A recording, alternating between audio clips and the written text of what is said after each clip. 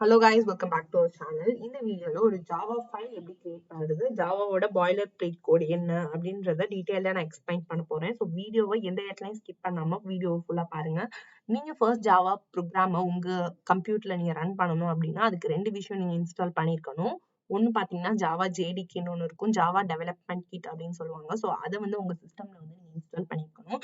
இந்த ஜேடிகேக்குள்ளேயே வந்துட்டு ஜேவிஎம் அதாவது ஜாவா விர்ச்சுவல் மிஷினும் இன்க்ளூட் ஆயிருக்கும். அதுக்கப்புறம் ஜேஆர்இன்னு ஒன்று இருக்கும், ஜாவா ரன் டைம் என்விரான்மெண்ட். இது ரெண்டுமே வந்துட்டு ஜேடிகேக்குள்ள இருக்கும். ஸோ நீங்க ஜேடிகே வந்து இன்ஸ்டால் பண்ணி வச்சுக்கோங்க. அதுக்கப்புறம் பாத்தீங்கன்னா ஒரு கோட் எடிட்டர் உங்களுக்கு தேவைப்படும். நீங்க பெரிய பெரிய ப்ராஜெக்ட் எல்லாம் பண்றீங்கன்னா நம்ம வந்து வேற லெவலான ஒரு கோட் எடிட்டர்ஸ் எல்லாம் இருக்கு. அதெல்லாம் அப்கமிங் டேஸ்ல பார்க்கலாம். இப்போ ஒரு பிகினரா வந்துட்டு நம்ம விஎஸ் கோட்லயே வந்து கோட் எழுத ஆரம்பிச்சிடலாம். ஸோ அதுக்காக உங்க சிஸ்டத்துல நீங்க விஎஸ் கோடும் ஜாவா டெவலப்மெண்ட் கிட் சொல்லப்படுற ஜேடிகேவை இன்ஸ்டால் பண்ணி வச்சுக்கோங்க. ஸோ ஃபர்ஸ்ட் ஒரு நம்ம ஃபோல்டர் ஒன்று கிரியேட் பண்ணிக்கலாம். ஸோ அதுக்காக நியூ ஆப்ஷன் போயிட்டு ஃபோல்டர்ல ஜாவா ப்ரோக்ராமிங் அப்படின்ற ஒரு ஃபோல்டர் கிரியேட் பண்ணிக்கிறேன். ஸோ ஜாவா ப்ரோக்ராமிங்ன்ற ஒரு ஃபோல்டர் வந்து இந்த இடத்துல நான் டெஸ்க்டாப்ல கிரியேட் பண்ணிக்கிறேன். ஸோ அதை ரைட் கிளிக் கொடுத்துட்டு ஓப்பன் வித் கோட் அப்படின்றத வந்து நீங்க கொடுத்துக்கோங்க. ஸோ ஓப்பன் வித் கோட்னு கொடுத்தோடனே உங்க விஎஸ் கோட்ல வந்து அது ஓப்பன் ஆயிரும். ஸோ எந்த ஒரு ஜாவா ப்ரோக்ராமிங் நீங்க செய்யணும்னாலும் கிளாஸ் நேம்னு ஒன்று இருக்கு. அதாவது அந்த நீங்க என்ன ப்ரோக்ராம் பண்றீங்களோ அது வந்து நம்ம கிளாஸ் நேம்ல செட் பண்ணுவோம். அதுக்கப்புறம் பாத்தீங்கன்னா கிளாஸ் நேமும் நம்மளோட ஃபைல் நேமும் ரெண்டுமே வந்து சேமா இருக்கணும். ஸோ அதுக்காக நீங்க என்ன கிளாஸ் நேம் வைக்க போறீங்களோ அதே நேம் தான் நீங்க வந்து ஃபைல் நேமாவும் இங்க வச்சு டாட் ஜாவா அப்படின்ற ஒரு எக்ஸ்டென்ஷன் வந்து யூஸ் பண்ணணும். இப்போ நான் வந்துட்டு ஜாவா பேசிக்ஸ் அப்படின்ற ஒரு ஃபைல் கிரியேட் பண்ணிக்கிறேன். Java basics dot Java. இங்க நம்ம ஜாவான்னு நான் டைப் பண்ண உடனே பாத்தீங்கன்னா இங்க ஜேன்ற ஒரு சிம்பிள் வந்துருச்சு. ஸோ இதான் வந்துட்டு ஜாவாக்கான விஎஸ் கோட்ல இருக்க சிம்பிள். ஸோ இதை நீங்க கொடுத்து என்டர் கொடுத்துட்டீங்கன்னா உங்களுக்கான ஜாவா ஒர்க் ஸ்பேஸ் வந்து ரெடி ஆயிடும். ஸோ இந்த இடத்துல தான் உங்களுடைய கோட்லாம் நீங்க வந்து செய்ய போறீங்க. ஸோ ஃபர்ஸ்ட் வந்து பாய்லர் பிளேட் கோட் அப்படின்னா என்னன்றதை பார்த்துடலாம். பாய்லர் பிளேட்னா ஒரு லாங்குவேஜ்ல கோட் வந்து எப்படி இருக்கணும், அதாவது டெம்ப்ளேட்னு சொல்லுவாங்க. நம்ம இதெல்லாம் இருந்தாதான் அந்த கோட் வந்து ரன் ஆகும் அப்படின்னு சொல்றதுக்காக தான் அந்த பாய்லர் பிளேட் கோடுன்னு ஒண்ணு இருக்கு. ஸோ இது ஜாவால என்ன அப்படின்றத பார்த்துடலாம். ஸோ வந்துட்டு ஃபர்ஸ்ட் லைன்ல நான் பப்ளிக் கிளாஸ் ஜாவா பேசிக்ஸ் அப்படின்றத வந்து டைப் பண்ணிட்டு ஒரு கர்லி பிரேசஸ் போட்டு ஓபன் பண்ணிக்கிறேன். இதுல வந்து பாத்தீங்கன்னா இதான் வந்துட்டு first line of the code. Public class, நம்ம வந்து ஒரு பப்ளிக்கா ஒரு கிளாஸ் கிரியேட் பண்றோம். பப்ளிக் அப்படின்றது வந்துட்டு நம்ம பப்ளிக்கா அதை எங்க வேணாலும் யூஸ் பண்ணிக்கலாம். ஸோ வந்து ஒரு கிளாஸ் கிரியேட் பண்றோம். அந்த கிளாஸோட நேம் வந்து ஜாவா பேசிக்ஸ். ஸோ நான் சொன்னேன்ல நம்மளுடைய ஃபைலோட நேமும் நம்ம கிளாஸோட நேம் ரெண்டுமே வந்து சேமா இருக்கணும். அப்பதான் நம்மளை பொறுத்த வரைக்கும் ஜாவா வந்து கோட் ரன் ஆகும். இல்லைன்னா வந்து எரர் காட்டிக்கிட்டே இருக்கும். நீங்க எவ்வளவுதான் கோட் உள்ளார நீங்க கரெக்டா பண்ணியிருந்தாலும் இந்த ஒரு ஃபைல் நேம் நீங்க தப்பா வச்சிட்டீங்கன்னா உங்களுக்கான கோட் வந்து ரன் ஆகவே ஆகாது. அதுக்கப்புறம் செகண்ட் லைன்ல வந்துட்டு பப்ளிக் ஸ்டாட்டிக் வாய்ட் மெயின் அப்படின்றத யூஸ் பண்ணணும். So public static void main, அப்புறம் ஒரு பிராக்கெட் ஓபன் பண்ணிட்டு ஸ்ட்ரிங் ஆர்ட்ஸ் போட்டு ஒரு ஸ்கொயர் பிராக்கெட் ஓபன் பண்ணிக்கோங்க. க்ளோஸ் பண்ணிட்டு லாஸ்டா இந்த ஒரு கர்லி பிரேசஸ் வந்து நீங்க போட்டுறணும். ஸோ பாத்தீங்கன்னா இதான் வந்துட்டு boiler plate code for Java.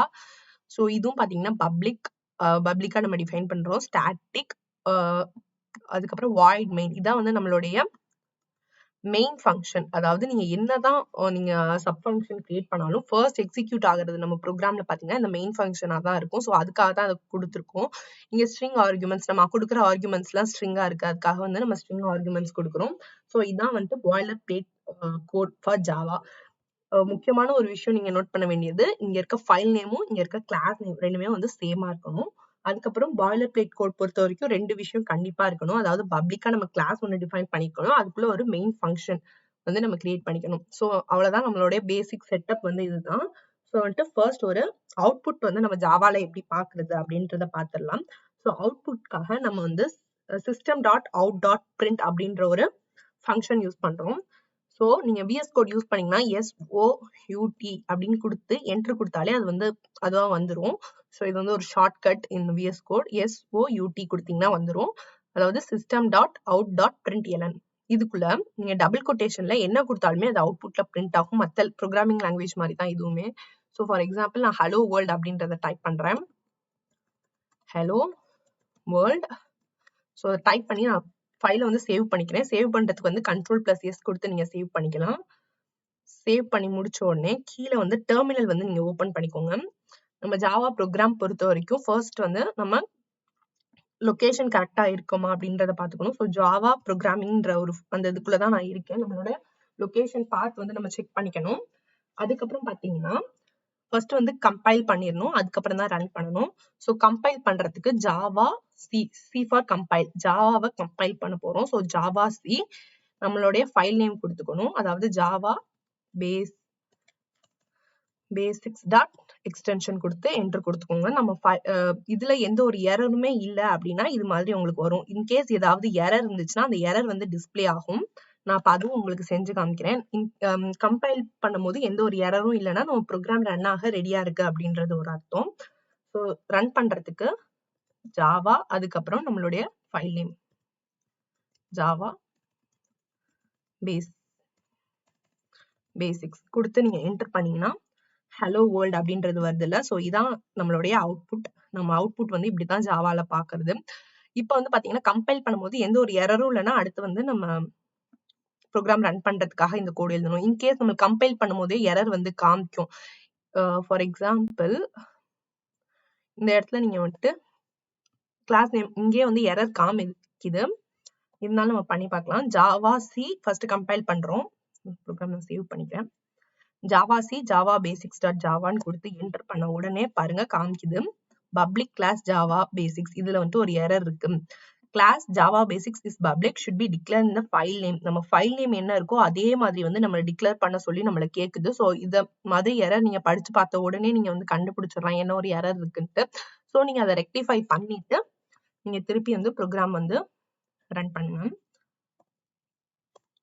So பாருங்க இப்ப வந்து எந்த ஒரு எரரும் இல்லை. ஸோ பாத்தீங்கன்னா அது கம்பைல் ஆகி இப்ப ரன் ஆக ரெடி ஆயிடுச்சு. ஸோ ரன் பண்ணிக்கலாம். பாத்தீங்கன்னா அவுட்புட் வந்து வந்துருச்சு. ஸோ இப்படிதான் நம்ம ஜாவா வந்துட்டு இதான் வந்து ஜாவாவுடைய பேசிக் கோட். அதுக்கப்புறம் நம்மளுடைய அவுட்புட் எப்படி பாக்குறதுக்கானது. ஸோ இந்த வீடியோ வந்து ஃபுல்லா பார்த்துருந்தீங்கன்னா உங்களுக்கு ஃபுல்லாவே புரிஞ்சிருக்கும். ஸோ ஏதாவது டவுட் இருந்துச்சுன்னா கண்டிப்பா கீழே கேளுங்க, நான் உங்களுக்கு ரிப்ளை பண்றேன். நெக்ஸ்ட் வீடியோல பார்க்கலாம். until then stay tuned. Bye.